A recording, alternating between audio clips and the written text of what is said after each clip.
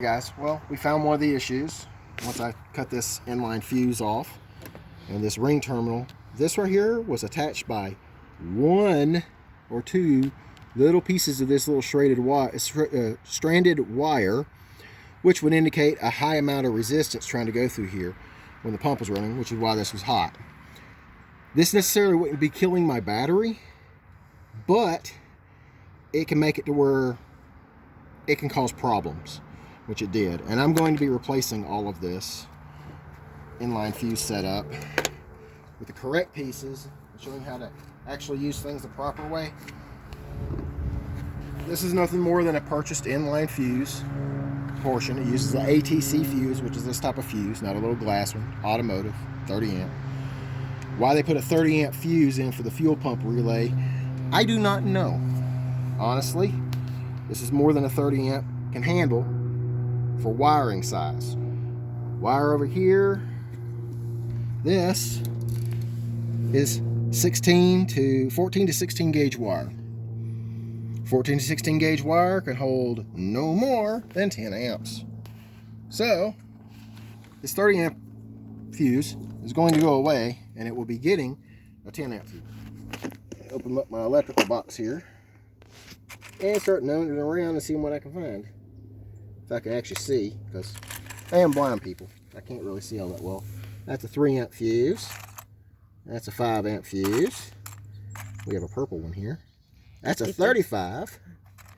I can't see either because I said 55. This is a, that's a 1 amp. A little unusual, isn't it?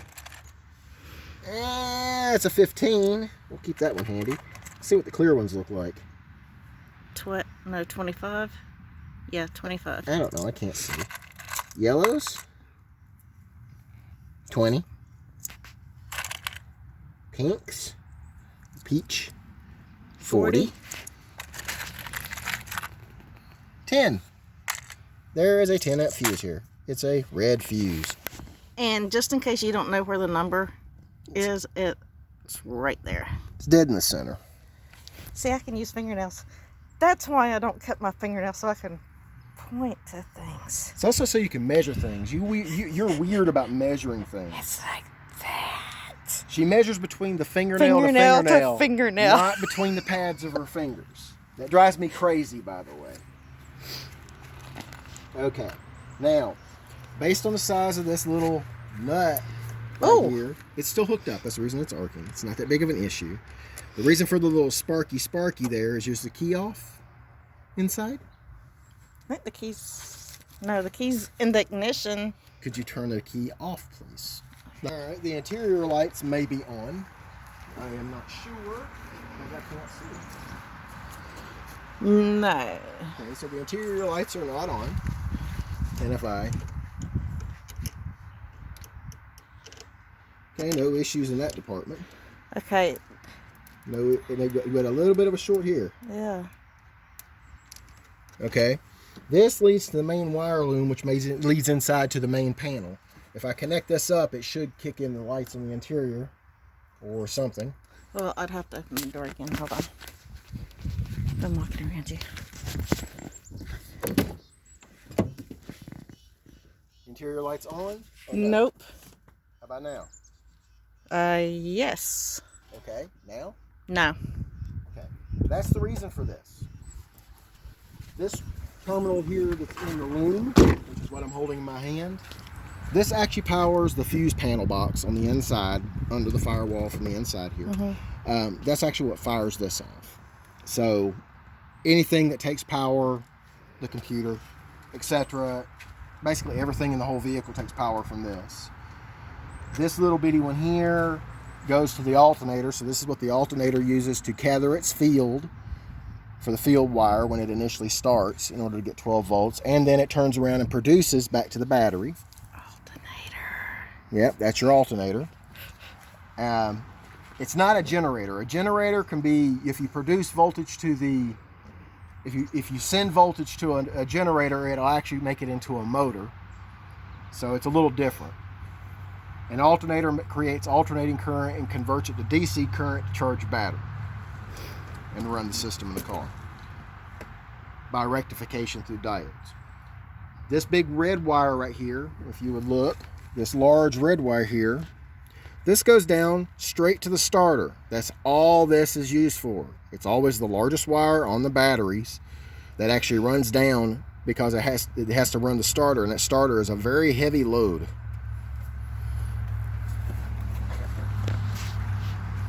So we're going to go ahead and strip in and correct for putting another inline fuse in and getting rid of this one that's damaged. Where should I stand so I can see better?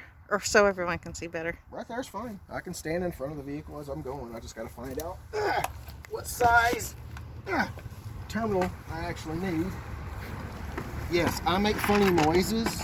Deal with it. As you get older, you will be dealing with it anyway. And he's really, really old. Yeah, you're 2 years following. No, I'm not. Yes, you are. You can quit fibbing all you want. I'll stay 21. Okay, we see how we have two sizes of fork connector right here. They're both yellow for the same size terminal of wiring. This wire is actually larger than what I need for this. I actually need a blue or red. This is actually 14 to 16 gauge wire. 14. Is that what that says right there? Yep. It says right here to the left of my thumb. Well, right here it says 14 AWG. So this is 14 gauge wire. The yellow style terminals are normally 12 to 14 gauge. Then you go up, you got 14 to 16 gauge, and then you got 18 to 22 gauge, depending on the colors of your little crimp ends. So this style should work with this. This size fits perfectly in here, no issue. This size will not fit. So we're going to be using this. I am going to be cutting my inline. No. Yay! Now it's matched. By the way, I have my fuse in here too. Not the 30 amp that they had in there, but a 10 amp. We're going to be stripping back on one side. Enough Let me get close up to get in to the piece here. This little crimp piece here, the aluminum behind this plastic, is only to right here, from there to there, between my fingernail to fingernail. It's not that long. I want this to come in and hit the insulation up on the edge there, so it's going to be sticking the wire out about that far. And then we crush. When you're using crimpers such as these, this style, you see how it's got the little indentation here for wrapping around the top like that, and you have the nipple on the bottom, the die portion of it, fitting in the bottom like this. These things are split right here on top.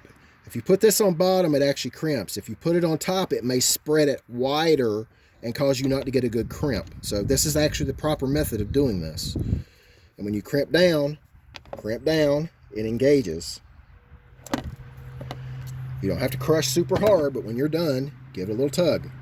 Now that this is done, heat shrink or solder or some kind of protective device would be on there. I'm going to be using what they call F4 tape, or it's a type of electrical tape, but it's actually stretchy. And when you stretch it out and you wrap it around, it heats up and then it shrinks itself. It only sticks to itself. I hear Santa whining. howling. Yeah.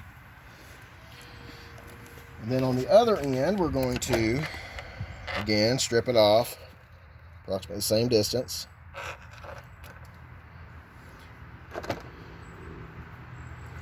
Why is he howling? I guess I've been outside too long. And here is a one that is for a 14 gauge. Put it together. And I'm going to crimp one side. These, it don't really matter which way you do them because they're not split. Unless you can find a split in the things. It's very difficult to see them. Put it right up against the bell end here. Like that. And you crimp. That way you know you're crimping on metal and not against the plastic. Good connection. So we're good to go on this one. Now I need to step over here so you can switch places with me. Aye, aye, Captain. This is not under a pineapple under the sea. Okay, we're going to be stripping back a little bit extra on this one because we're going to make this wire larger because it is a smaller diameter. We're going to fold. Now we've doubled the thickness of the wiring, which will actually slide into here. And it may be difficult to get in to begin with because it is. Okay, and getting this back in there. Very difficult to get in, but it's in there. We are crimped. Nice solid connection. Again, nice solid connection. Just to keep me from arky sparking, we're removing the fuse. That way it interrupts the circuit. This is nothing more than spade connectors in here. So we're good. Now I can make my connections back and do what I got to do for making all my connections. Okay.